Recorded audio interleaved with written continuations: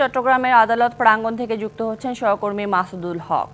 মাসুদ জানাবেন আদালতের পরিবেশ ও নিরাপত্তা সম্পর্কে, এছাড়া আইনজীবীরা কি প্রতিক্রিয়া জানিয়েছেন এই ব্যাপারে।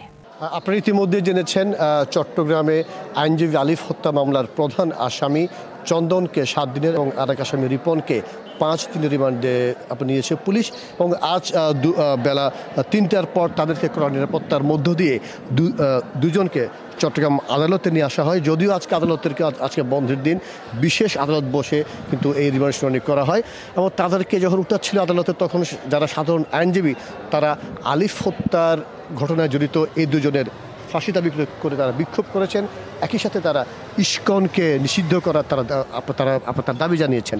আপনারা জানেন, গেল 26 নভেম্বর যখন পুলিশের সাথে সংঘর্ষ হয়, সে সময় দুর্বৃত্তরা আলিফকে কিন্তু কুপিয়ে হত্যা করে। এবং এই ঘটনার পর 4 দিন পর আলিফের বাবা 31 জনের নাম উল্লেখ এবং 10 থেকে 12 জনের অজ্ঞাত আসামি করে নগরীর কোতোয়ালি থানায় একটি মামলা দায়ের করে।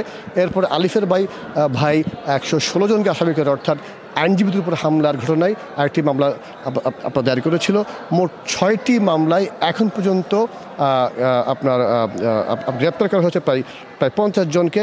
মাঠের অলরাউন্ডার আমি, আর ঘরের allrounder Tylox. Tylox toilet cleaner, clean মানেই টাইলক্স। এবং হত্যা মামলায় গ্রেপ্তার করা হয়েছে 11 জনকে।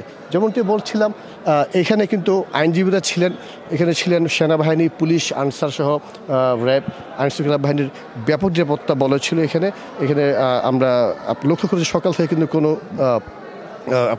নিরাপত্তা বলয় তৈরি করা হয়েছিল, যারা সাধারণ মানুষ তারা যাতে কেউ এখানে আসতে না পারে সেই লক্ষ্যে প্রায় কয়েক স্তরের নিরাপত্তা বলয় তৈরি করা হয়েছিল। এবং বিকেল 3টা নাগাদ তাদেরকে কড়া নিরাপত্তার মধ্য দিয়ে এখানে নিয়ে আসে।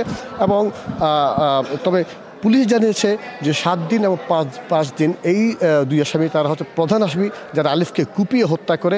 আমরা বিভিন্ন ভিডিও ফুটেজ আমরা দেখেছিলাম, এই চন্দন আলিফকে ধারালো অস্ত্র দিয়ে তাকে কুপিয়েছিল। এবং আরেক আসামি রিপন, তার হাতে ছিল বটি ছিল, তারা উভয়ে কিন্তু আলিফকে কুপিয়েছিল। আরিফের মৃত্যুর পর তার দেহে প্রায় 26টি তারা বিভিন্ন স্পট দেখতে পায়। এবং সব কিছু মিলিয়ে যারা এখানে আইনজীবী তারা এই ঘটনার সুষ্ঠু বিচার দাবি করেছেন।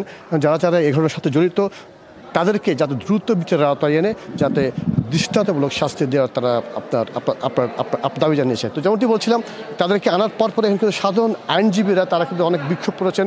তারা এই দুজন সহ এই ঘটনার সাথে যারা জড়িত তাদের বিচার চেয়েছে। তো এই ছিল আমার কাছে চট্টগ্রাম থেকে খবর। মাসুদুল হক, ধন্যবাদ আপনাকে।